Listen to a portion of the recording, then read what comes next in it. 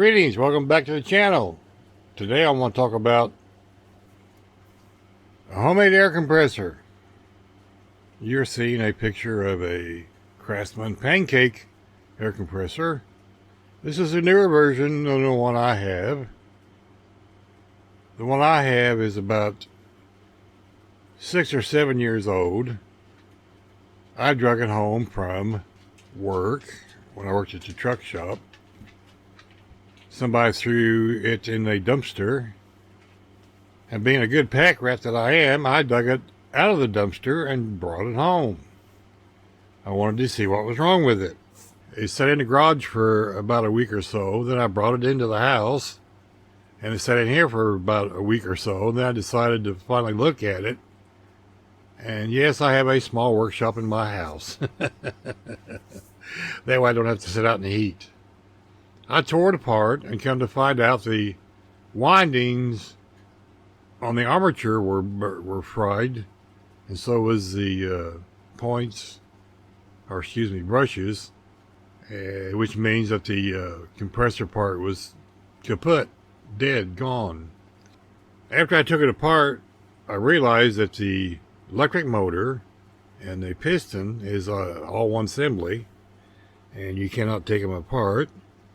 So I decided to ditch all that part, which is the all this black part here on the top. And I saved the gauges and the pressure regulator, which I ended up not using because I had to buy a different one. Now the following pictures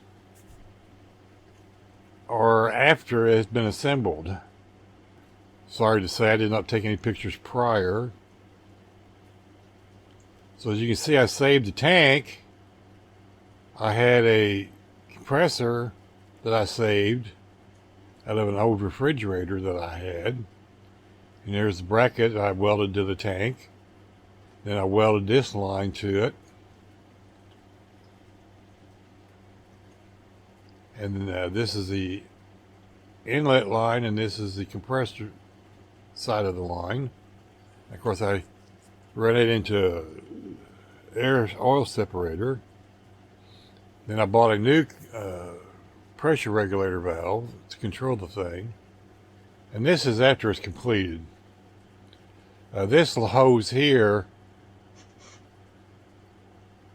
is from a hose that goes in underneath a seat of a semi. It's hooked to the air ride seat, so the driver can have compressed air, to blow out the cab, or if you put a chuck on it, you can connect an air hose to it, a longer one, and air up your tires. It was a thing back in the day. Nowadays they don't do that stuff.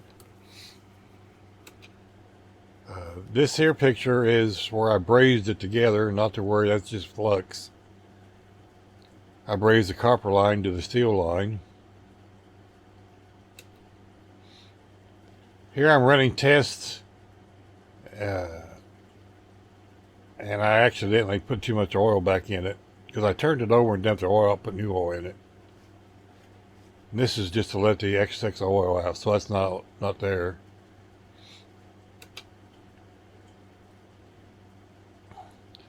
And there's after some more testing, so I left this little short piece to drain it.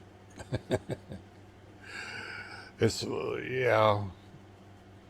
Because this is actually a pressure valve, but I took the spring out and the valve out so I could drain it easier.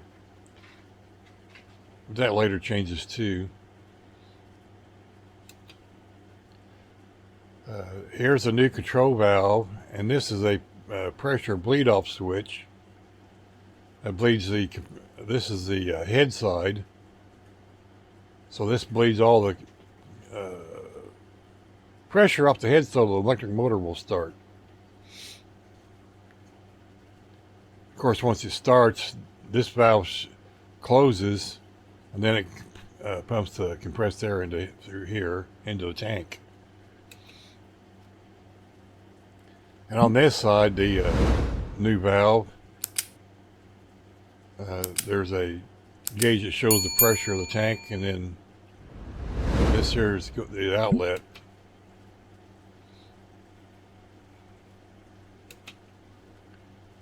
And this is the outlet side.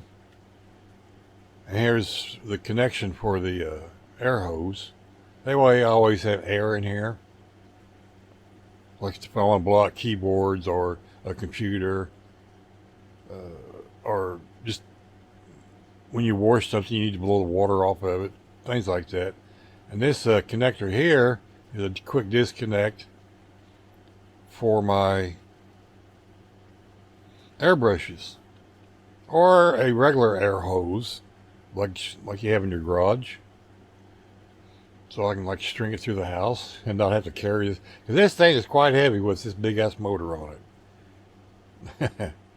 And this big red tube on the bottom here, that is part of the compressor. That's what cools the oil. So I decided to leave it on there.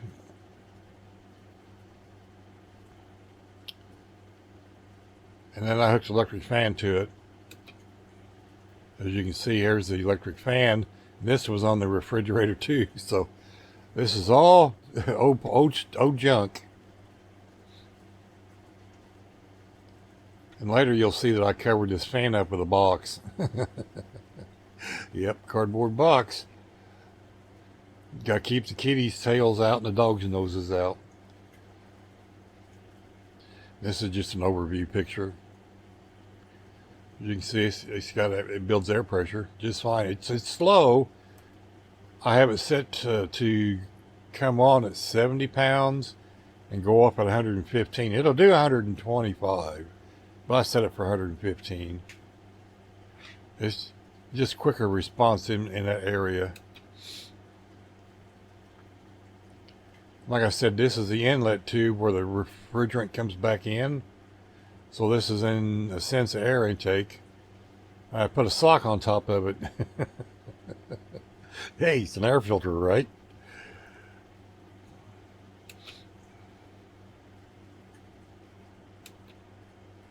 Here it is sitting under my desk, and you can see the box over here. Yeah, if it fits, it ships. If you're wondering, the bottom side is open. And this does set against the desk, so it keeps critters out of it.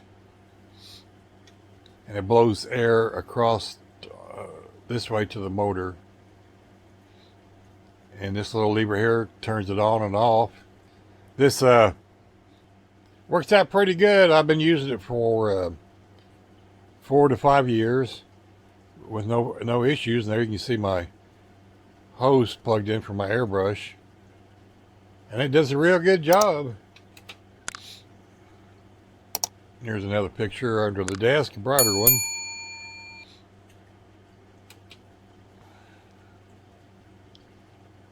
Of course, it'd been nice if I had some air pressure in when I took that picture. Or that one.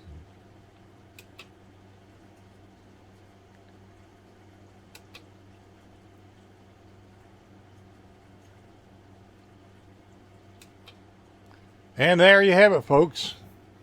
My homemade air compressor that I drug out of a dumpster. And I bought a few parts. The pressure regulator and the air separators. And a few bits and bobs of piping and things. I think I had like $40 all total into the build. And it's still working yet today. Matter of fact, I used it yesterday to paint with. Although I am going to buy a regular compressor just for giggles to paint with. And yes, it's very, very quiet. Only time I know it kicks on and off is when it's the air bleeder pops off. It lets the air pressure off the head. It goes psh. Anyhow, thank you for watching. Have a great day or night, whichever the case may be. Remember, be kind to your neighbors. You not know when you will see them again. Or if you do. God bless, take care, and bye-bye.